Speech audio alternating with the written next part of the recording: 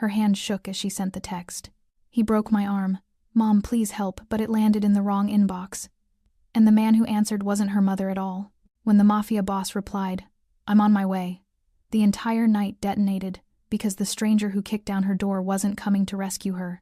He was coming to claim her. But what he finds on the other side of that bathroom door changes everything. If you're hooked in and want to enjoy this story, go ahead and subscribe. And drop a comment letting me know where you're watching from.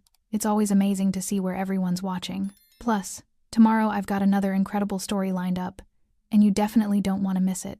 Alright, back to the story. The fracture in Lillian's arm screamed louder than she could as she pressed her spine against the cold bathroom tiles, her functioning hand white-knuckled around her phone. Crimson streaked down from her temple, mixing with tears that turned everything into watercolor smears. Beyond the locked door, Caleb's boots scraped across the hardwood patient. Deliberate, the sound of a hunter who knew his prey had nowhere left to run. Baby, I know you're scared. His voice dripped honey and venom in equal measure. Just open up. We'll fix this. We always do. They'd never fixed anything. He'd just convinced her the breaking was her fault. But tonight, staring at the unnatural angle of her forearm, Lillian knew there was no fixing this. The bone had snapped clean. She'd heard it crack beneath his grip when she'd mentioned leaving. Every breath dragged razor blades through her chest where he'd shoved her into the sink. She needed help. She needed her mother. Through vision swimming with shock and pain, she fumbled to her contacts, left thumb shaking as it hunted for Mom. Each tap sent lightning up her shattered arm. The letters blurred together, but she forced the message through. Mom, please. He broke my arm. I'm scared. He won't let me leave. Send. The doorknob rattled violently. Lillian, don't be dramatic. Open. This. Door. Her phone vibrated against her palm. Thank God. Except, who is this? Ice flooded her veins. No. She stared at the message thread, at a number she'd never seen before. In her terror, through tear-blurred vision and swelling, she'd hit the wrong digit. Before she could process the catastrophe, another message arrived. Where are you? Are you safe? I'm done asking nicely. Caleb's voice dropped to something darker, something honest. I'm going to count to 3, and then this door comes down. And when it does, Lillian, when it does, you'll understand what happens when you disrespect me. Her thumb flew across the screen, desperation overriding confusion about who this stranger was. Locked in bathroom. 414 Oak Street. Apt 6C. Don't call cops. He's connected. He'll make it worse. It wasn't a lie. Caleb had repeated it so many times his cousin knew people. Dangerous people. People who made problems disappear. The police couldn't help her. No one could. 1. 3 dots appeared on her screen. Someone was typing. 2. The response appeared. I'm on my way. Not, I'm calling someone. Not, I'm sending help. I'm on my way. 3. The bathroom door exploded inward with a crack that made Lillian scream, splinters raining across the tile. Caleb filled the doorway, chest heaving, eyes wild with rage and righteousness. He'd teach her. He'd make sure she never. Heavy footsteps thundered through the apartment. Not from the hallway, from inside. Someone else was here. Multiple someones. Caleb's head whipped toward the bedroom. What the? A figure stepped into view, and every molecule of oxygen seemed to evacuate the apartment. The man wore a black suit that probably cost more than Lillian's car, stretched across shoulders built for violence. Tattoos crawled up his neck from beneath his collar, dark, intricate, the kind that told stories written in blood. His slicked-back blonde hair caught the light, but his eyes cold, pale, merciless, fixed on Caleb like a predator finally cornering dinner. When he spoke, his voice carried the absolute certainty of a man who'd never been told no in his life. Touch her again, and I'll rip your spine out through your throat. Caleb opened his mouth whether to threaten, negotiate, or beg. Lillian would never know because the tattooed man moved. One moment he stood in the doorway. The next, Caleb was on the floor, choking, the stranger's hand wrapped around his throat like a vice. No wasted movement, no hesitation, just brutal, efficient ending. Who? Lillian gasped, her broken arm cradled against her chest. The man's eyes shifted to her, and something in that glacial stare softened microscopically. But enough. You texted me, he said simply, as if that explained everything, as if crossing the city to destroy a stranger made perfect sense. Caleb wheezed beneath him, face purpling. Please, Lillian whispered, though she didn't know if she was begging him to stop or to finish it. The stranger seemed to hear what she couldn't say. He released Caleb, who crumpled, gasping, and stood, adjusting his cufflinks with blood-stained fingers. 2 more men in suits appeared behind him, their presence filling the small apartment with silent menace. "Get her to Dr. Santos," the tattooed man ordered without looking at his companions. Then, to Lillian, in a tone that somehow managed to be both command and comfort, "You're safe now, I promise." She should have been terrified. This man radiated danger like heat from a furnace, but as he stepped forward and carefully, impossibly carefully for hands that size, lifted her from the floor, supporting her broken arm with practiced gentleness, Lillian felt something she hadn't experienced in 2 years. Safety. "Who are you?" she managed, as darkness crept in at the edges of her vision, shock and pain finally claiming their due. The last thing she heard before unconsciousness took her was his answer, delivered with the weight of absolute truth. "Fernando Bonaparte, and you just became the most protected woman in this city." Lillian woke to leather and cologne. Her eyes fluttered open to find herself in the back of a vehicle that smelled like money, real money, the kind that didn't come from paychecks. Soft leather cradled her body. The hum of a powerful engine vibrated beneath her. And beside her sat the tattooed man from her apartment, Fernando, watching her with those unsettling pale eyes. "Don't move too quickly," he said, his voice quieter now, almost gentle. "Your arm is stabilized, but it needs proper medical attention." Lillian's gaze dropped to her right arm, now secured in a makeshift sling fashioned from what looked like an expensive silk tie. The pain had dulled to a throbbing ache. Someone had given her something. When? Where? Her throat felt raw. "Where are you taking me?" "Somewhere safe. A doctor I trust." Fernando leaned forward slightly, and she noticed the blood spatters on his white shirt cuff, barely visible against the fabric. "Caleb's blood. Then somewhere you can rest without fear." Fear. The word triggered something, and suddenly she was back in that bathroom, Caleb's fist connecting with her face, her arm snapping, the terror that this time he really would kill her. "Breathe," Fernando commanded, and his hand tattooed, strong, capable of terrible violence, settled gently on her shoulder. "You're not there anymore. He can't touch you. How did you—" Lillian's eyes filled with tears. She didn't have permission to shed yet. "How did you get there so fast?" "I just texted." "I was close." His jaw tightened. "And I don't waste time when someone asks for help." The car pulled into an underground garage, pristine and empty, except for vehicles that probably cost more than her entire year's salary. A man in a white coat waited by a private elevator, medical bag in hand. "Dr. Santos," Fernando said as he helped Lillian from the car with surprising care. "He'll take care of you." The next hour passed in a blur of examinations, X-rays from a portable machine, and the doctor's gentle hand setting her arm properly, while Fernando stood guard by the door like a sentinel. Santos asked no questions about how she'd been injured, didn't suggest calling authorities. He simply worked with the efficiency of someone who'd treated similar injuries before and knew better than to involve police. "Clean break," Santos finally announced, wrapping her arm in a proper cast. 6 weeks, maybe 8. The ribs are bruised, not broken. You were lucky." "Miss Jones." "Lucky." She almost laughed at that. "Thank you, doctor," Fernando said, and it was clearly a dismissal. Santos packed his equipment and disappeared into the elevator without another word. Alone now, alone with Fernando and the 2 silent men who'd accompanied him, Lillian finally found her voice. "Caleb said he was connected. He always said if I went to the police, his people would—" She stopped, looking at this man who destroyed Caleb with casual brutality. "Is it true?" Fernando's expression shifted into something almost resembling amusement. "Caleb worked at a car dealership. His cousin is a low-level dealer who occasionally pays protection money to people who pay me." He stepped closer, and she should have flinched but didn't. "He's nobody, Lillian. He lied to keep you trapped." The words hit harder than Caleb's fists ever had. 2 years.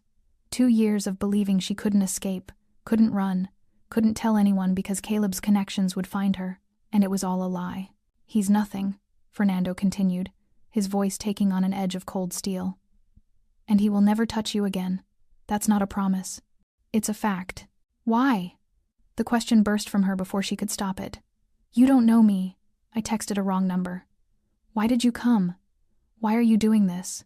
Fernando was quiet for a long moment, studying her with those ice-chip eyes. When he finally spoke, his voice carried a weight she couldn't quite understand. "Because you asked for help," he said simply. "And because I know what it's like when no one comes." Before she could process that revelation, He gestured toward the elevator. Come. You need rest, food, and safety. I have a place prepared. I can't just... Lillian started, but her protest died as exhaustion crashed over her. Where would she go? Back to that apartment where Caleb's blood still stained the floor? To her mother's, putting her in danger? She had nothing, no one, nowhere. Fernando seemed to read her thoughts. You can leave whenever you want, but tonight, let me give you what he never did, a choice. A choice. When had she last had one of those? She nodded, too tired and broken to argue, and let Fernando guide her into the elevator. As the doors closed and they ascended, she caught her reflection in the polished, steel, bruised, battered, arm in a cast, but somehow still breathing. And beside her reflection stood Fernando Bonaparte, the monster who'd saved her from another monster. She should have been terrified. Instead, for the first time in 2 years, Lillian Jones felt something dangerous blooming in her chest. Hope. The penthouse was a cage made of glass and luxury. Lillian stood at the floor-to-ceiling windows, watching the city lights blur through her exhaustion. Behind her, the space stretched out in shades of black, gray, and chrome, modern, expensive, and utterly foreign. Everything here probably cost more than she'd earned in her entire life. She was a waitress in a world built for kings. The bedroom is through there. Fernando's voice came from behind her, carefully measured. Bathroom is stocked with anything you might need. Kitchen, too, though I'll have meals brought up until you're comfortable. Comfortable. As if she could ever be comfortable here. Lillian turned to face him, cradling her casted arm. In the soft lighting, Fernando looked different than he had in her apartment. Less like an avenging angel, more like a man. A dangerous man, yes, but still just a man. Why are you doing this? She asked again, because his earlier answer hadn't been enough. Men like you don't just save random women. There has to be something you want. Something flickered in his pale eyes. Hurt? Anger? It passed too quickly to identify. Men like me, he repeated, almost to himself. Then his gaze sharpened on her. What do you think men like me are, Lillian? She should have been intimidated, but pain and exhaustion had burned through her fear. Dangerous, powerful, the kind who don't do anything without a reason. You're right. He moved closer, and she forced herself not to step back. I am dangerous, I am powerful, and I don't do anything without a reason. He stopped just outside her personal space, close enough that she could see the intricate details of the tattoos on his neck, a dragon's scales, she realized, breathing fire up toward his jaw. My reason is that you asked for help, and I don't ignore that. Ever. But no conditions, Lillian. No debt. No expectations. His voice softened slightly. Just safety. For as long as you need it. She wanted to believe him. God, how desperately she wanted to believe someone could offer kindness without strings attached. But Caleb had taught her that everything came with a price. As if reading her thoughts, Fernando added, I know you don't trust me. You shouldn't. Not yet. But I'm asking you to trust this. He gestured to the penthouse around them. Trust that tonight, you can sleep without fear. Tomorrow we'll figure out the rest. Tomorrow felt impossibly far away. Okay, she whispered, because what else could she say? Fernando nodded and turned to leave, but paused at the doorway. I'll be in the next unit if you need anything. Victor is stationed outside your door. He won't come in, but he'll respond if you call. Victor? One of my men. He looks scary, but he's harmless to anyone under my protection. A ghost of something that might have been a smile touched Fernando's lips. Well, harmless to you anyway. Then he was gone, the door clicking shut softly behind him, leaving Lillian alone in a stranger's penthouse with nothing but the clothes on her back and a broken arm. She should have cried, should have collapsed, but instead, she walked to the bedroom, found it decorated in the same expensive minimalism as the rest of the space, and sat carefully on the edge of a bed that probably cost more than her car. Her phone buzzed. Caleb's number. Her heart stopped. Then the message loaded. This is Fernando. I had your phone retrieved from the apartment. Caleb's number is now blocked. Your mother's real number is saved in your contacts. I suggest calling her tomorrow when you're rested. Sleep now. Tears finally came not from fear or pain, but from the simple kindness of someone thinking about her mother, about her needing her phone, about small details that meant someone actually cared. The nightmares came anyway. Lillian woke gasping. Caleb's hands around her throat, his voice promising this time would be the last time. Lillian. Fernando's voice cut through the darkness. You're safe. She jolted upright, heart hammering, and found Fernando sitting in a chair by the window, silhouetted against the city lights, still in his suit, though his jacket was off and his sleeves were rolled up, revealing more tattoos that snaked down his forearms. "How long have you been there?" Her voice shook. "Since you started screaming." He didn't move from the chair, giving her space. "Victor called me. You don't remember, but you were calling for help." Shame burned through her. "I'm sorry, Don't." The command was soft but absolute. "Don't apologize for trauma. It's not weakness, Lillian. It's proof you survived." Something in her chest cracked open at those words. "Does it get better?" she asked, pulling her knees to her chest, careful of her casted arm. "The fear?" Fernando was quiet for a long moment. When he spoke, his voice carried the weight of experience. "Yes, but not because time passes. Because you choose to take your power back. And I promise you," his pale eyes found hers in the darkness, "you will never be hurt again. Not while I'm breathing."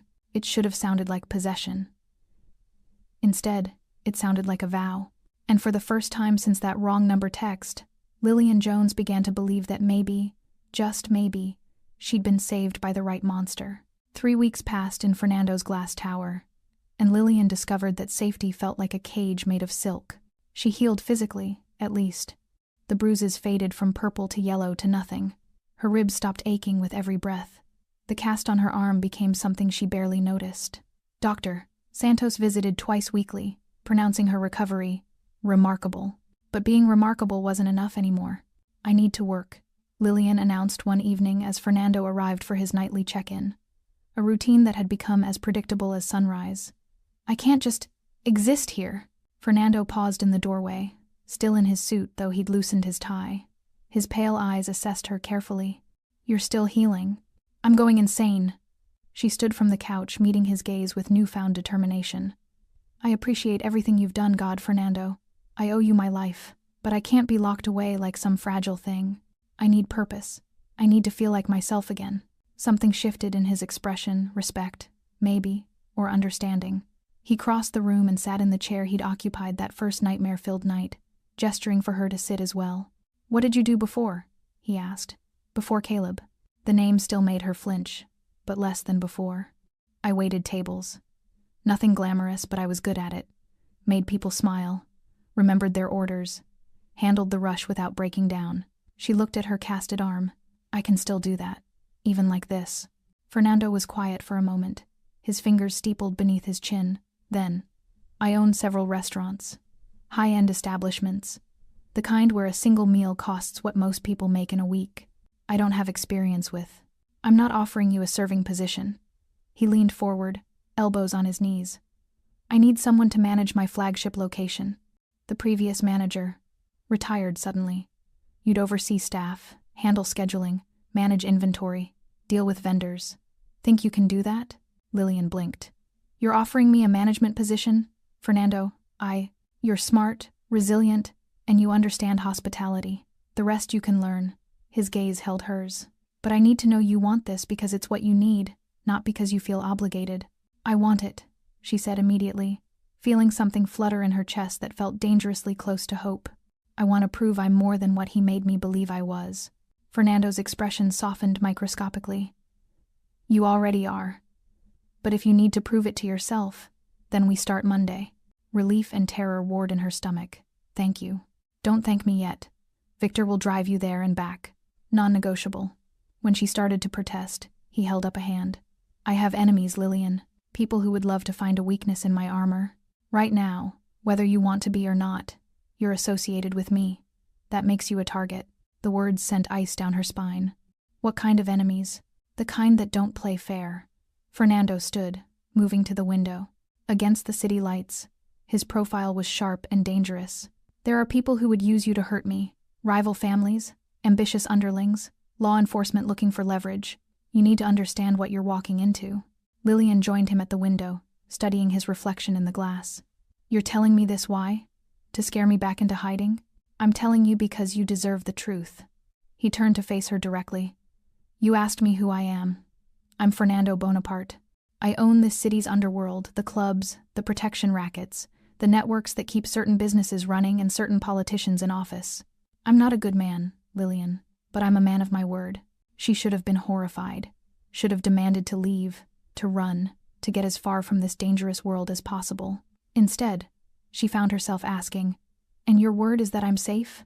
"My word is that anyone who touches you will regret being born." The casual certainty in his voice made it a promise, not a threat.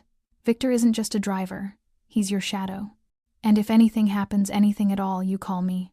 Understood?" Lillian nodded, something warm and unfamiliar spreading through her chest. No one had ever protected her like this. Not her father, who'd left when she was 6. Not her mother, who loved her but couldn't save her from Caleb. Certainly not Caleb himself, who'd promised protection while delivering pain. But Fernando, this dangerous, tattooed king of the underworld, meant every word. "Why me?" she asked softly. "I'm nobody special. Just a waitress who texted the wrong number." Fernando's hand lifted, and for a moment she thought he might touch her face. Instead, he caught himself, letting his hand fall. "You're not nobody, Lillian. You're the woman who asked for help when you needed it most. Who survived when most would have broken. Who's choosing to live instead of hide." His pale eyes held hers with an intensity that made her breath catch. "That's not nobody. That's extraordinary." Heat flooded her cheeks as she looked away, overwhelmed by the sincerity in his words. "Monday, then," she managed. "Monday," Fernando agreed. "But Lillian, one more thing." "Yes? You're not my employee. You're under my protection. There's a difference. Remember that." She would. God help her, she would. 2 months into her new life, Lillian discovered something she'd forgotten existed: joy. The restaurant Celestial, Fernando called it, was everything she'd imagined fine dining could be.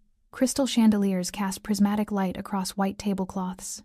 The kitchen hummed with precision and artistry. And somehow, impossibly, she was good at running it. Table 12 is complaining about the temperature of their wine, her assistant manager, Sophia, reported during the dinner rush. 3rd time this week. Lillian didn't hesitate. Comp their bottle, upgrade them to the reserve selection, and have chef personally explain the optimal serving temperature. Make them feel educated, not corrected. Sophia grinned. "You're scary good at this, you know that?" Maybe she was. Or maybe for the first time in years, someone had given her the chance to be good at something. She was reviewing inventory logs when Victor appeared in her office doorway, a mountain of a man with surprisingly gentle eyes. "Boss is here," he announced. Lillian's heart did something complicated in her chest. Fernando visited the restaurant twice weekly, always professional, always careful to maintain distance. But lately, the air between them had started to feel charged with something unspoken. She found him in the private dining room, jacket off, sleeves rolled up to reveal those mesmerizing tattoos. He'd been sampling the new menu, apparently, because several small plates sat before him. "Working dinner?" she asked, slipping into the chair across from him, making sure my investment is sound. But his eyes held warmth when they met hers. "How's the arm?" "Cast comes off next week." She flexed her fingers, still sometimes surprised by the lack of pain. "Dr. Santos says the break healed perfectly." "Good." Fernando pushed a plate toward her seared scallops with some sort of golden sauce. "Have you eaten today?" She hadn't. Again. "I was busy." "Lillian." His voice carried gentle reproach. "You can't take care of everyone else if you don't take care of yourself first." The words hit deeper than he probably intended. She picked up a fork, tasting the scallops. Butter, citrus, something earthy she couldn't identify. "Perfect." "It's good," she said softly. "You're good." Fernando leaned back in his chair, studying her with that unsettling intensity. "The staff adores you. Reservations are up 30% since you took over. You've turned this place into more than just a restaurant. You've made it feel alive." Pride bloomed warm in her chest. "I love it here. The work, the people, the challenge of it all. I wake up excited instead of terrified." "That's..." Her voice caught. "That's everything." Something flickered in Fernando's expression, satisfaction mixed with something softer. "You deserve that. Every day." The moment stretched between them, heavy with things neither seemed ready to say. Then Fernando broke it, pulling an envelope from his jacket. "Your first paycheck, plus a bonus for exceeding every metric I gave you." Lillian opened it and nearly dropped the check. "Fernando, this is too much. I can't." "It's exactly what you've earned." He stood, moving around the table. "And before you argue, consider this. You're managing a restaurant that generates 7 figures annually. Your salary reflects your value, not my charity." "But..." "Lillian..." He was close now, close enough that she could smell his cologne, something dark and expensive. Let yourself have this. Success, security, a life you've built with your own hands. She looked up at him. This dangerous man who'd given her everything and asked for nothing in return. Why don't you ever ask for anything? From me, I mean. Fernando's jaw tightened. Because what I want, you're not ready to give. The admission hung in the air between them like a lit match near gasoline. What if I am? The words escaped before Lillian could stop them, brave and terrifying and true. Fernando's pale eyes darkened. Don't offer things you might regret. I'm not Caleb's victim anymore. She stood, closing the distance between them until she could feel the heat radiating from his body. I'm not broken. I'm not fragile. I know exactly what I'm saying. Do you? His hand lifted to her face, thumb tracing her cheekbone with devastating gentleness. Do you know what it means to be mine, Lillian? The danger, the violence, the enemies who would use you to hurt me. You've had Victor shadow me for 2 months. I already know the danger. She leaned into his touch, her heart hammering. What I don't know is what happens if we keep pretending this, she gestured between them, isn't happening. Fernando's control cracked. She saw it in his eyes, felt it in the way his hand slid into her hair, tilting her face up toward his. If I kiss you, he said, voice rough, I won't be able to stop wanting you. And I don't share Lillian, ever. Good. She rose on her toes, closing the final distance. Because I don't either. Their lips met, and the world caught fire. Fernando kissed like he did everything else with complete certainty and devastating precision. His free hand found her waist, pulling her against him as he claimed her mouth with an intensity that made her knees weak. She tasted wine on his lips, felt the barely restrained power in his body, and understood with perfect clarity that she'd just crossed a line she could never uncross. She didn't want to. When they finally broke apart, both breathing hard, Fernando rested his forehead against hers. You're mine now, he whispered. Say it. Yours, Lillian breathed. And you're mine. His smile was pure possession. Always. The first bouquet arrived on a Tuesday. Lillian found it on her desk at Celestial, 24 black roses arranged with pristine precision, no card attached. Beautiful and vaguely threatening in equal measure. Secret admirer? Sophia asked, peeking into the office. Something like that. But unease prickled at Lillian's neck as she studied the arrangement. Fernando sent flowers, sometimes always white peonies, her favorite, which she'd mentioned once in passing. Never black roses. She texted him a photo. Yours? His response came within seconds. No, don't touch them. I'm sending someone.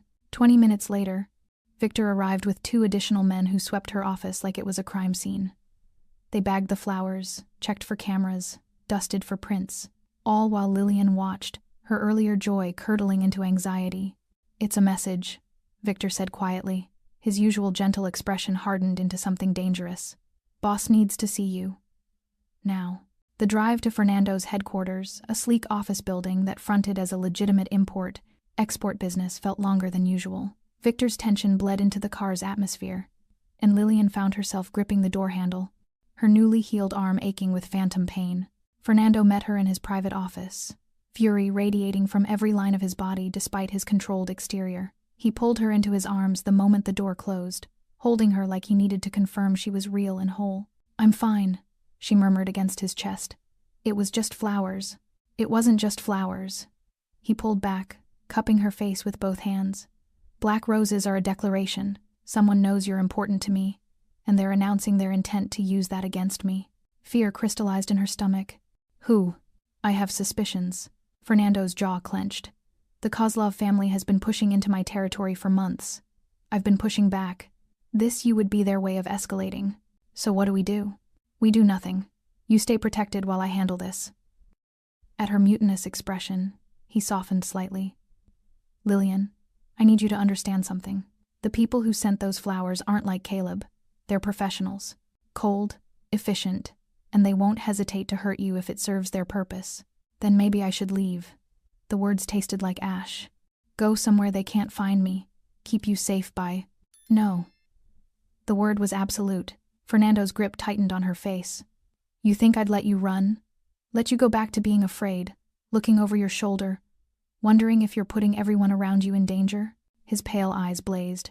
You're mine, Lillian. That means you stay where I can protect you. Always. But if I'm making you vulnerable, you're making me stronger. He kissed her forehead, her cheeks, her lips desperate and claiming. Before you, I was untouchable, because I had nothing to lose. Now I have everything, and that makes me more dangerous than I've ever been, because I will burn this city to ash before I let anyone take you from me." The ferocity in his voice should have frightened her. Instead, it ignited something primal in her chest, not fear, but fierce determination. "Then teach me," she said. "Self-defense, how to spot threats, whatever I need to know. I won't be helpless again, Fernando.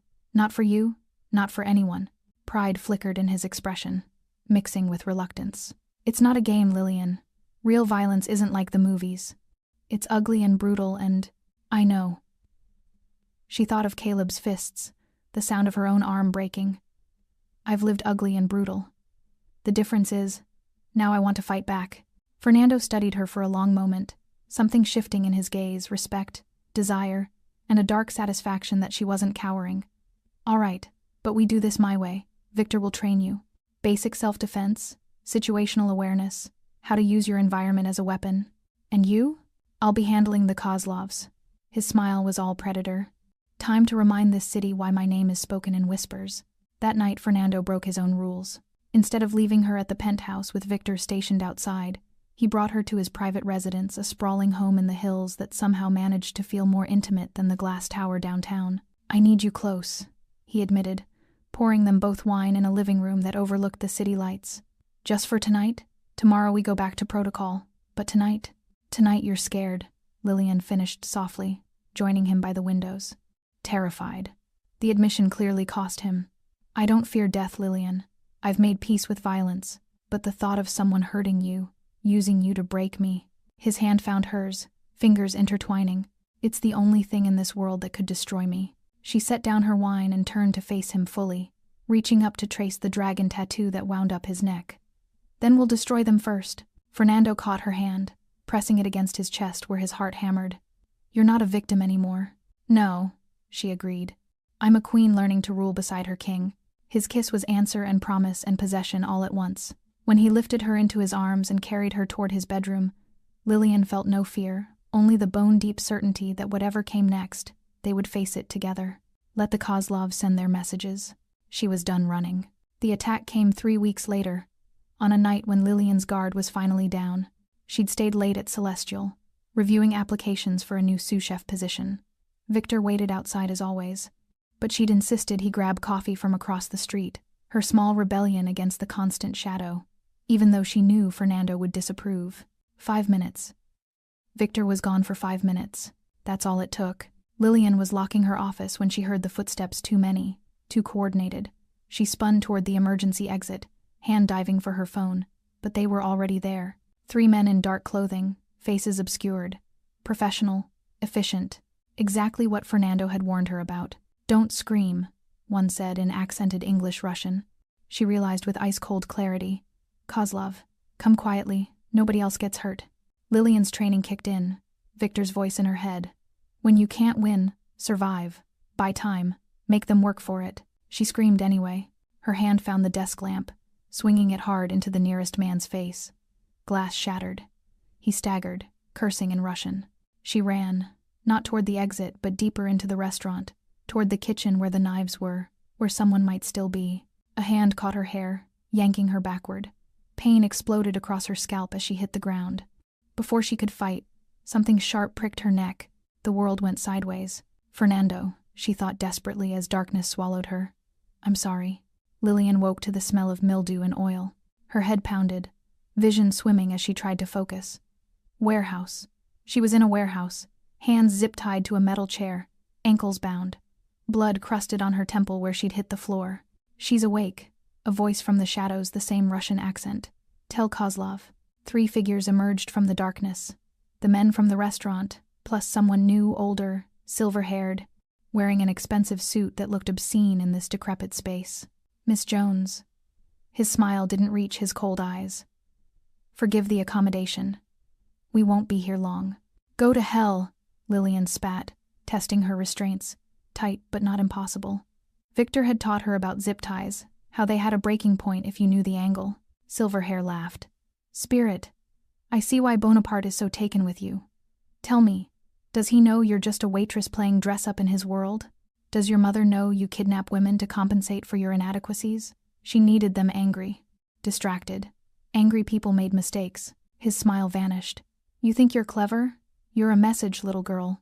Nothing more. When Bonaparte tears this city apart looking for you, when he makes mistakes because his heart is bleeding, that's when we strike. You're the crack in his armor. He'll kill you.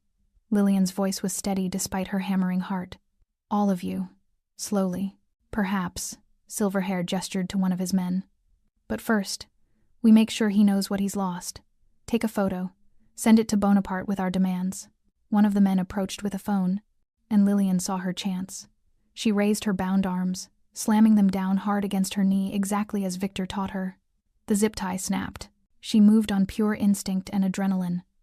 Her freed hands grabbed the man's wrist, twisting the phone from his grip. She drove her elbow into his throat, felt him choke and stumble. The phone clattered away, but she was already moving, launching herself at the second guard. Her kick connected with his knee. Victor's voice again.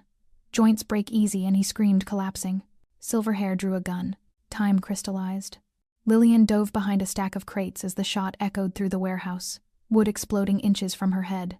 Her ankles were still bound, limiting her movement. She fumbled with the restraints, fingers shaking, knowing she had seconds before. The warehouse door didn't open. It exploded. Metal shrieked, hinges tearing free as the entire doorframe collapsed inward. Through the dust and chaos, a figure stepped through, and Lillian's heart seized. Fernando. He looked like death incarnate. His suit was torn, face bruised and bloodied, knuckles split and raw. But his eyes, God. His eyes burned with such concentrated rage that even Silverhair took a step back. You touched her, Fernando said, voice so cold it could freeze fire. You put your hands on what's mine. Behind him, Victor appeared with a dozen men, all armed, all moving with lethal precision. But Fernando raised a hand, stopping them. No, he said. This one's mine. Silverhair raised his gun, but Fernando was already moving faster than someone that size should move. The gun fired wild. Fernando's fist connected with the man's jaw, a crack that echoed through the warehouse. The older man crumpled. Then Fernando was at Lillian's side, hands gentle as they freed her ankles, eyes scanning her for injuries with desperate intensity. Did they hurt you? His voice cracked on the words. Lillian, tell me. I fought. She threw her arms around his neck, feeling him shake against her. I didn't give up. I fought back. Fernando buried his face in her hair, and she felt wetness on her temple that wasn't blood. I tore the city apart looking for you. Every contact, every favor, every threat, I would have burned it all down. I know. She pulled back to cup his battered face. I know, but I'm here. We're okay. His kiss was desperate, claiming, a promise written in touch. Take me home, Lillian whispered against his lips. Always, Fernando swore. Always. The warehouse became a tomb. Fernando's men moved through the space with surgical precision, securing the Kozlov soldiers who'd survived the initial assault. Silver-haired Dmitri Kozlov, Lillian would later learn, groaned on the concrete floor, jaw shattered, choking on his own blood and broken teeth. But Fernando's attention never wavered from Lillian. Can you walk? His hands roamed over her arms, her face, cataloging every bruise and cut with barely controlled fury. Did they drug you? Your pupils are. I'm okay. She caught his hands, stilling them. Fernando, I'm okay. They injected me with something at the restaurant, but it's wearing off. I can walk. Relief and rage warred in his expression. He pulled her against his chest, and she felt the violent tremor running through his body, adrenaline, fear, the aftermath of whatever hell he'd unleashed to find her. I got the photo, he said into her hair, voice rough.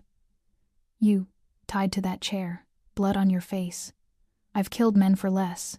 Lillian, I've destroyed entire families for disrespect, but seeing you like that... His arms tightened until she could barely breathe. I would have ended the world, but you found me first. She pulled back to meet his eyes, seeing the depth of his terror reflected there. You came. Always.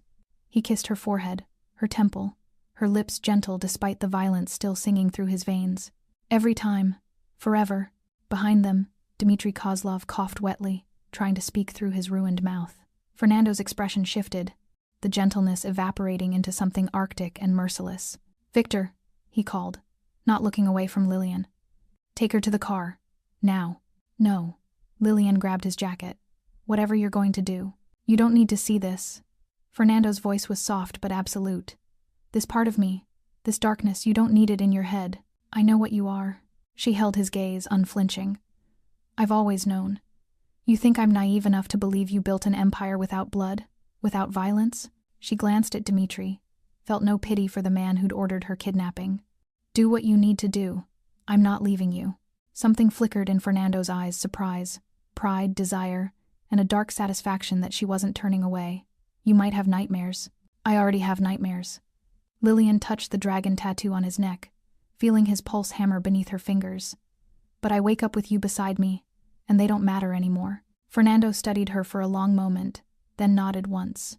He turned to Dmitri, crouching beside the broken man with casual menace. You made a mistake, Fernando said conversationally, as if discussing the weather. You thought she was my weakness. But you failed to understand something fundamental about me, Dmitri. He grabbed the older man's silver hair, forcing him to meet his eyes. I don't have weaknesses. I have priorities. And anyone who threatens my priorities doesn't just die, they serve as lessons. Dmitri tried to speak, blood bubbling from his lips. No, don't talk. Listen. Fernando's smile was terrible. Your family is finished in this city. Your assets are being seized as we speak. Your soldiers will work for me or they'll disappear. Your name will become a cautionary tale. The man who touched Fernando Bonaparte's woman and learned what true power looks like. He released Dimitri's hair, letting his head crack against the concrete. Then Fernando stood, adjusted his torn suit, and turned to Victor. Make it clean, he ordered. No torture, no games, a bullet and then erasure. I want the Kozlov name to vanish from this city by sunrise. Copy that, boss. Victor gestured to his team, who moved with efficient brutality. Fernando returned to Lillian, and she saw the shift in him, the monster receding, the man emerging. He took her hand gently, carefully, as if she were made of glass despite knowing she'd just watched him order an execution without flinching. Let's go home, he said quietly. Dr. Santos is waiting. As they walked toward the exit, stepping over debris and defeated enemies, Lillian felt something settle in her chest. Not fear, not horror, but understanding. This was Fernando's world. Violence and power, loyalty and retribution. And she'd just chosen to stand in it beside him, eyes open, heart willing. She squeezed his hand. He squeezed back. The drive to Fernando's hilltop home passed in silence. Victor drove while Fernando held Lillian in the back seat, his arms wrapped around her like he couldn't bear to let go. She felt him breathing against her hair, measured, controlled, but too fast, still coming down from the fear and fury. I should have been there, Victor said quietly from the front seat, his usual gentle demeanor cracked with guilt. I left for 5 minutes. 5 fucking minutes. And they— It's not your fault, Lillian interrupted. I insisted you go. If anyone's to blame, no one is to blame except the men who took you. Fernando's voice carried absolute certainty. And they've paid for it. The finality in his tone ended the conversation. Dr. Santos met them at the door, medical bag already in hand. He examined Lillian in Fernando's bedroom, the same room where they'd made love just nights ago, now transformed into a makeshift clinic. Mild concussion, Santos announced after checking her pupils and reflexes. The drug in her system is mostly metabolized, probably midazolam or something similar. She'll be dizzy for a few hours, might have headaches. The cuts are superficial. He paused, meeting Fernando's eyes. She's lucky. And strong. Most people would still be unconscious after that dosage. She's extraordinary, Fernando corrected, and the pride in his voice made Lillian's throat tight. After Santos left with instructions for rest and hydration, Fernando drew a bath, something Lillian had never expected from this dangerous man. He helped her undress with careful hands, supporting her when dizziness made her sway, and settled her into water that smelled of lavender and eucalyptus. You don't have to do this, she murmured, as he knelt beside the tub, gently washing blood from her hair. I need to.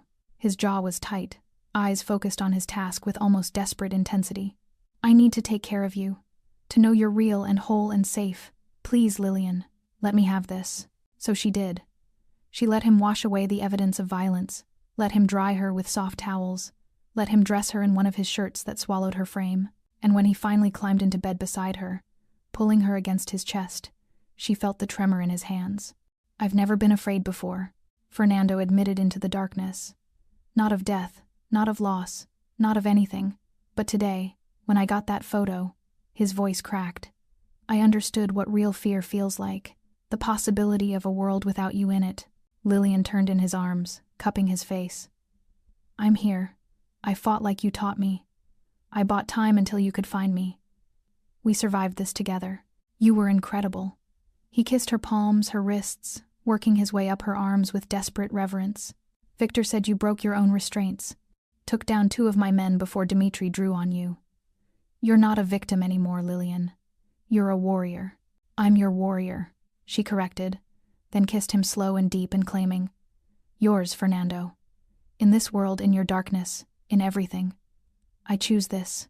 I choose you. His kiss back was answer and vow and desperate need.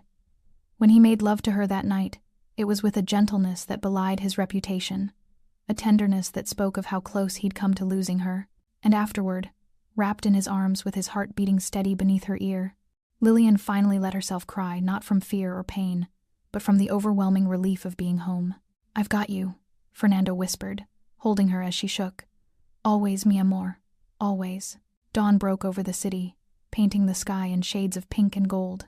Fernando stood at the window, watching the sunrise, while Lillian slept in his bed, safe, whole, his. Behind him, his phone buzzed with confirmations. The Kozlov family was finished, their empire absorbed into his own. Dimitri's body would never be found. The warehouse had been scrubbed clean, but none of it mattered as much as the woman breathing softly behind him. She'd stood in his darkness and hadn't flinched, had watched him order death and held his hand anyway, had chosen his world, his violence, his love, knowing exactly what all of it meant. Fernando returned to the bed, sliding in beside her. She stirred, instinctively curling into him, and he wrapped his arms around her with fierce possession. Mine, he whispered against her hair. In her sleep, Lillian smiled. Yours, she murmured back, still dreaming. And Fernando Bonaparte, the city's most feared king, finally allowed himself to believe it. 6 weeks after the kidnapping, Lillian stood in Celestial's kitchen watching her staff work with the precision of a symphony orchestra. The restaurant had become more than a job, it was her kingdom, her proof that she'd become someone new, someone stronger. The headlines had called the Kozlov family's collapse a corporate restructuring. Those in the know understood it was a massacre, swift and total. And Lillian had stood at the center of it, the woman who'd sparked a war and survived. Table 6 wants to meet the manager, Sophia announced, appearing at her elbow with barely concealed excitement. They've been here 3 times this month, said they've never experienced service like this. Lillian smiled, straightening her jacket designer now, tailored to fit, purchased with money she'd earned through her own competence. Then let's not disappoint them. She moved through the dining room with confidence that would have seemed impossible 6 months ago. The woman who'd cowered in a bathroom with a broken arm felt like a stranger now, someone from another lifetime. But she hadn't forgotten her. She'd integrated her, learned from her, and become something fiercer because of her. After charming table 6, a wealthy couple celebrating their anniversary, Lillian returned to her office to find Victor waiting, his massive frame somehow folded into her guest chair. Boss wants to see you, he said, though his usual gruffness was softened by something that looked almost like pride. Said to tell you it's not urgent, but he'd appreciate you coming by when you have time. Appreciate? Lillian raised an eyebrow.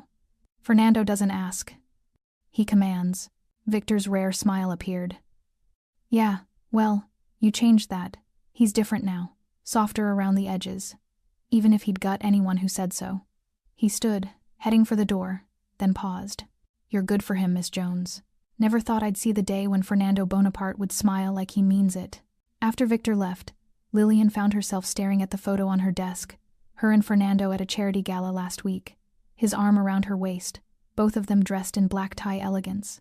But what struck her wasn't their clothes or the opulent setting, it was their faces.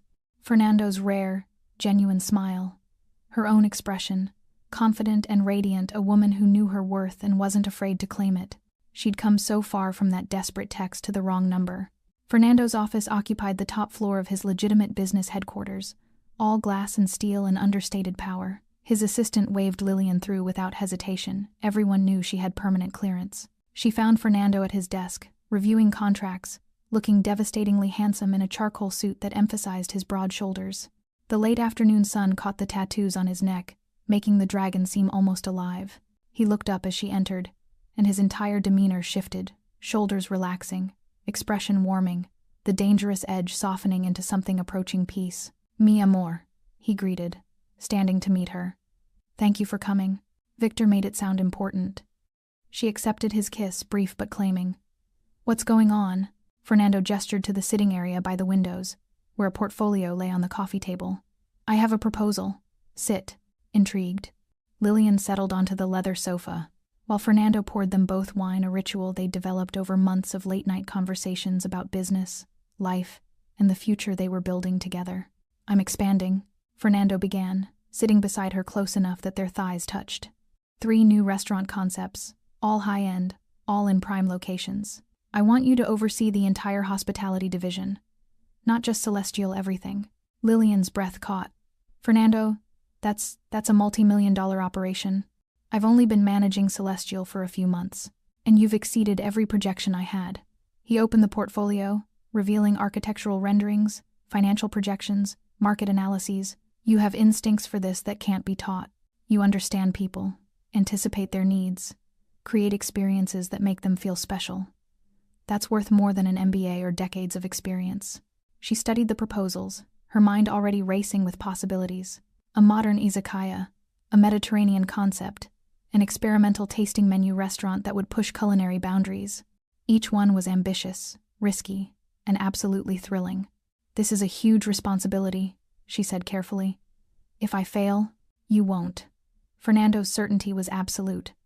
But even if something doesn't work, we learn and adapt. I'm not offering you this as a gift, Lillian. I'm offering it as an investment. You've earned this. She looked up from the portfolio to meet his eyes, seeing nothing but faith and pride reflected there. Why? Why do you believe in me so much? Because you've already proven what you're capable of.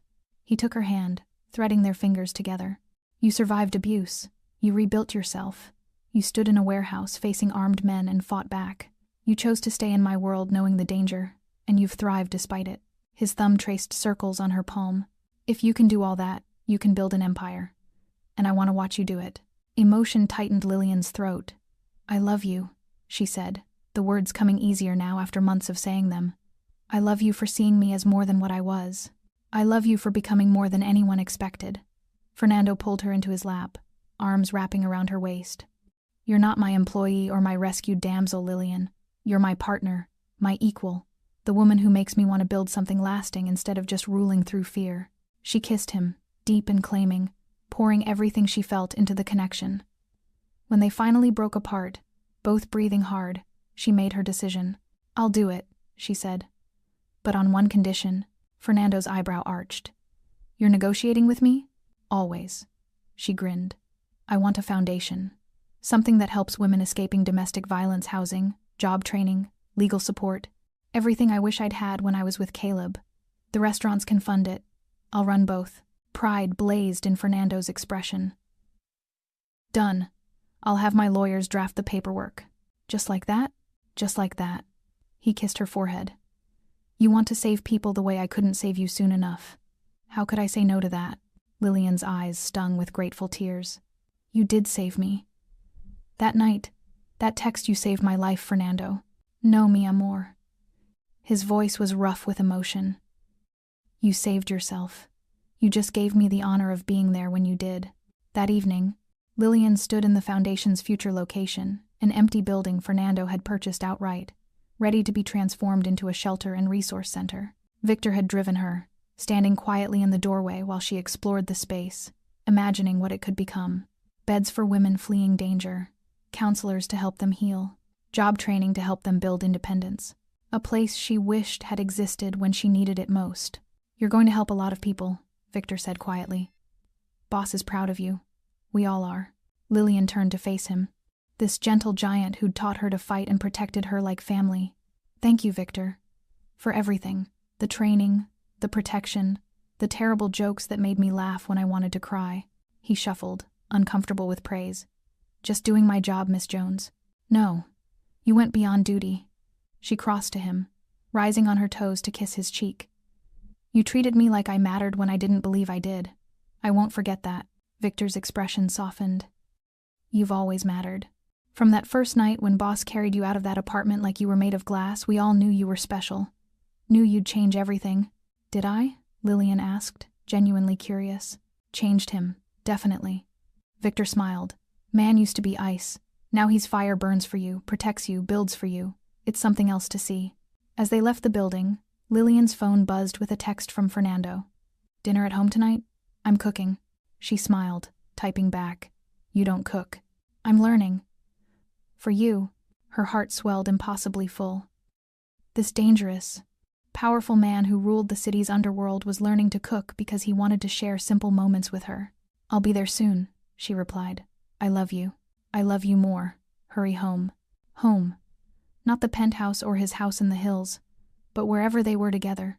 Lillian Jones, former waitress, domestic violence survivor, wrong number miracle, had finally found where she belonged, and she'd become fire instead of ash getting there. 3 months later, the city knew her name. Not as Fernando Bonaparte's woman, though she was that, fiercely and publicly, but as Lillian Jones, the hospitality mogul who'd launched 3 acclaimed restaurants and a foundation that was already changing lives. The press called her a Cinderella story. They didn't know the half of it. Tonight, Lillian stood in front of her bathroom mirror in Fernando's hilltop home, adjusting the midnight blue dress he'd had made for her. Diamonds glittered at her throat, a gift for their 6-month anniversary, and her hair fell in waves down her back, elegant and confident. She barely recognized the woman staring back at her. Gone were the haunted eyes and defensive posture. In their place stood someone who'd learned to walk through the world without apologizing for taking up space. You look like a queen, Fernando said from the doorway, devastating in a black tuxedo that emphasized every dangerous line of his body. My queen. Flattery will get you everywhere, Lillian teased, turning to face him. Where are we going anyway? You've been cryptic all week. You'll see. He offered his arm, eyes warm with affection and something else, nervousness. Impossible. Fernando Bonaparte didn't get nervous. Victor drove them through the city as sunset painted the sky in shades of amber and rose. They passed Celestial, where Lillian's staff was handling the dinner rush with practiced excellence. Past the Foundation's headquarters, where the lights burned bright as volunteers worked late preparing for tomorrow's intake appointments. Her empire, built from ashes and determination. The car climbed into the hills, winding through exclusive neighborhoods until they reached a familiar destination. The rooftop restaurant where they'd had their first official date, back when everything between them was new and uncertain. Except tonight, the restaurant was empty. No other guests, no staff visible. Just candlelight and a single table set for 2, overlooking the city lights, spread below like a carpet of stars. Fernando, Lillian breathed, taking in the scene. What is this? This, he said, leading her to the table, is me being selfish, wanting you all to myself on a night that matters. They ate slowly, savoring food that somehow tasted better in the intimacy of this private moment. They talked about everything and nothing: the Foundation's first success story, the new restaurant's opening night chaos, Victor's terrible attempt at online dating that had them both laughing until they cried. It felt normal, beautifully, impossibly normal, despite the violence and danger that lurked in the shadows of their world. After dinner, Fernando stood, offering his hand. Come with me. He led her to the rooftop's edge, where the city sprawled beneath them, his city, the empire he'd built through blood and brilliance. The place he'd ruled alone until a desperate text message had changed everything. 6 months ago, Fernando began, his voice carrying an unusual vulnerability. You sent a message meant for your mother to a complete stranger. You were terrified, broken, bleeding. You asked for help. Lillian's throat tightened with memory. And you came. I came, he agreed, turning to face her fully. Because something in those words and that desperate plea reached through every wall I'd built around myself. I didn't know you, didn't owe you anything. But I came anyway. He took her hands, and she felt them trembling slightly. In that moment, you saved me as much as I saved you. You gave me purpose beyond power, a reason to be more than the monster people whispered about. You made me want to be worthy of the faith you placed in a wrong number stranger. Fernando, her voice cracked, tears already threatening. Wait, let me finish. He released one hand to reach into his jacket pocket. I've ruled this city for a decade. I've commanded armies, built empires, and made men tremble with a word. But I've never felt powerful, Lillian. Not truly. Not until you looked at me, all of me, including the darkness, and chose to stay. He dropped to one knee, and Lillian's heart stopped. The box he opened held a ring that took her breath, a deep blue sapphire surrounded by diamonds, catching the candlelight like captured starfire. You texted me for rescue, Fernando said, voice rough with emotion. But you rescued me too. From loneliness I didn't know I felt. From a life without meaning beyond control and fear. from believing I was nothing but violence. Tears streamed down Lillian's face as he continued. I don't deserve you. A smarter man would let you go, let you build a life free from the danger that comes with my world. But I'm not smart when it comes to you. I'm selfish and desperate, and completely irrevocably in love. His pale eyes blazed with absolute certainty. Marry me, Lillian Jones. Be my wife, my partner, my reason for everything. Let me spend the rest of my life proving that wrong number was actually fate, giving us both exactly what we needed. Yes. The word burst from her before he'd finished, joy and love and certainty flooding through her. Yes, Fernando. Always yes. He slid the ring onto her finger with shaking hands, then stood, pulling her into a kiss that tasted like salt from her tears and promise and forever. When they broke apart, both laughing and crying, Lillian held up her hand, watching the ring catch the light. It's perfect, she whispered. Like you. Fernando cupped her face, thumbs wiping away her tears. Like us. We're not perfect, Lillian corrected, thinking of all the broken pieces that had brought them together. We're scarred and dangerous and probably a little bit insane. Exactly. His smile was pure wicked satisfaction. Perfect for each other. She laughed, the sound bright and free in the night air. What happens now? Do we have a big wedding? Announce it to the world? Deal with your enemies who'll see me as an even bigger target? Now? Fernando pulled her closer, until they were swaying together to music only they could hear. Now we do whatever we want. Big wedding or courthouse, public or private, I don't care. As long as you're mine by the end of it. I'm already yours, Lillian reminded him. Have been since you kicked down my bathroom door. Then let's make it official. Next week, next month, tomorrow. You choose. She considered, thinking of how far they'd both come. 3 months, she decided. Give me time to plan something that represents us both the light and the dark. Fernando's expression softened with pride. A queen who knows what she wants. God, I love you. I love you too. She rested her head against his chest, listening to his heartbeat steady and strong and hers. Even when your world is dangerous, even when your enemies send threats, even when loving you means walking through fire, I'll burn anyone who tries to hurt you, Fernando vowed against her hair. We'll raze cities. We'll destroy anyone and everyone who threatens what we have. You know that, right? I know. And she did. Had seen firsthand the lengths he'd go to, the violence he was capable of in her name. And I'd do the same for you. We're equals in this, Fernando. Partners, he agreed. King and queen of this beautiful, broken empire. They stood there for a long time, wrapped in each other and the city lights, both marveling at how a wrong number had become so perfectly right. Later that night, back at home, Lillian stood at the bedroom window watching dawn approach. Fernando slept behind her, finally at peace after making love with a tenderness that had left them both shaking. Her phone buzzed with a text from her mother they'd reconciled months ago, after Lillian had finally found the courage to explain everything. Can't wait to meet him properly, Mija. Love you. Lillian smiled, typing back. He's one of the good ones, Mom. In his own way. Not conventionally good, no. Fernando would never be that. He was violence and power, danger and control. But he was also loyalty and protection, fierce devotion and unexpected gentleness. He was hers. She looked at the sapphire on her finger, then at the sleeping man who'd given it to her. This dangerous, complicated, beautiful man who'd answered a desperate text and changed both their lives forever. Let anyone try again, Lillian whispered to the empty room, to the city beyond, to any enemy foolish enough to test them. Let them try to take what we've built. Let them come. Behind her, Fernando stirred, reaching for her even in sleep. She returned to bed, fitting herself against him, and felt his arms wrap around her with instinctive possessiveness. Love you, he mumbled, still dreaming. Love you more, she whispered back. As dawn broke over the city, they ruled together. Lillian Jones, soon to be Lillian Bonaparte, finally understood what she'd found that desperate night when she'd texted the wrong number. Not just rescue, not just protection, but partnership with someone equally broken and equally fierce. Someone who'd seen her at her weakest and recognized strength. Someone who'd given her not just safety, but the courage to become dangerous in her own right.